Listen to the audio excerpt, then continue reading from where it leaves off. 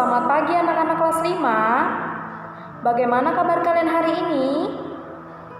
Semoga kita semua dalam keadaan sehat, sukacita, dan semangat terus dalam belajarnya ya anak-anak. Hari ini kita akan belajar dari buku LKS kita, halaman 25. Nah anak-anak, seperti biasa, sebelum kita belajar, Ibu akan membawa kita untuk berdoa belajar terlebih dahulu. Baiklah anak-anak, mari kita bersatu di dalam doa. Terima kasih Tuhan buat segala kebaikan Tuhan di dalam kehidupan kami. Pada pagi hari ini Tuhan, kami mau belajar. Kiranya Tuhan memberkati kami, kiranya Tuhan melindungi kami dimanapun kami berada pada hari ini Tuhan.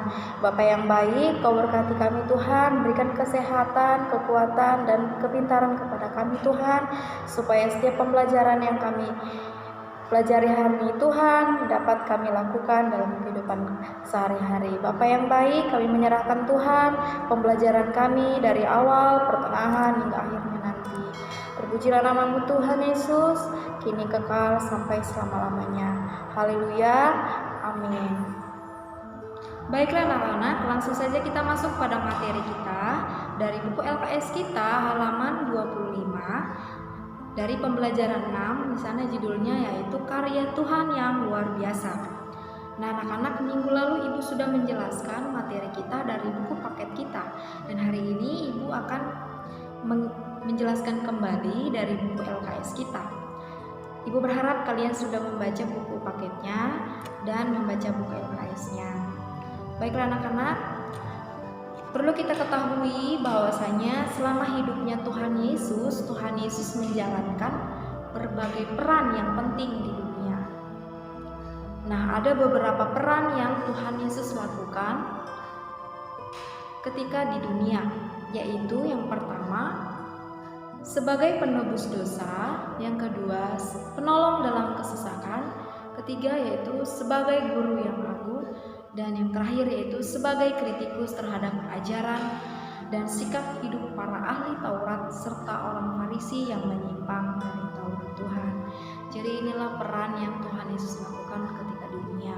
Sebenarnya masih banyak lagi peran yang Tuhan Yesus lakukan ketika di dunia. Namun yang dijelaskan di dalam buku kita yaitu ada 4 peran yang Tuhan Yesus lakukan. Namun sebenarnya masih banyak lagi peran yang Tuhan Yesus lakukan di dunia. Nah anak-anak, kita juga mengetahui bahwasanya di dalam Injil Matius pasal 27 ayat 32 sampai 44 menyatakan bahwa Tuhan adalah jalan keselamatan. Siapapun tidak akan dapat memperoleh keselamatan jika tidak melalui Dia atau Tuhan Yesus Kristus.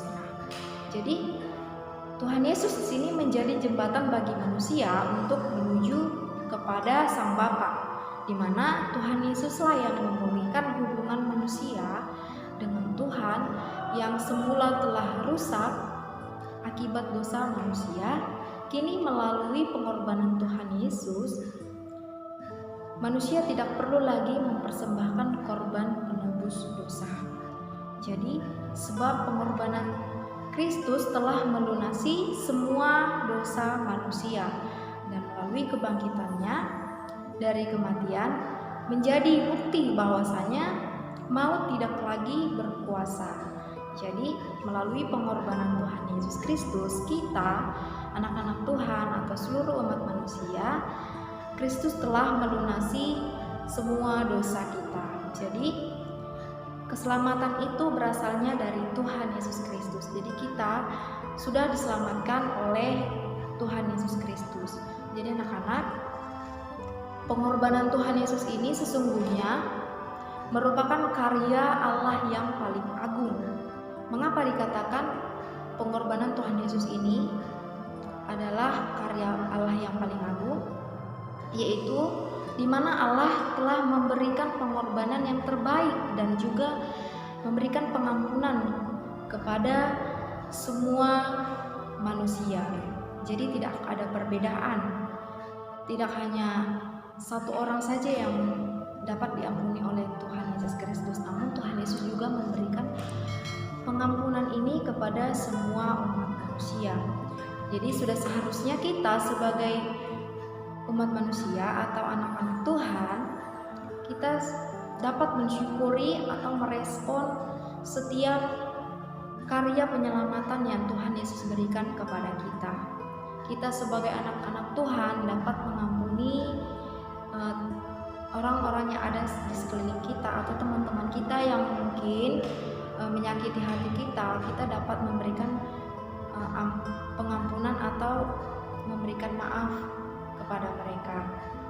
Jadi anak-anak, tergantung kita bagaimana kita meresponi setiap pengampunan atau pengorbanan yang Tuhan Yesus lakukan.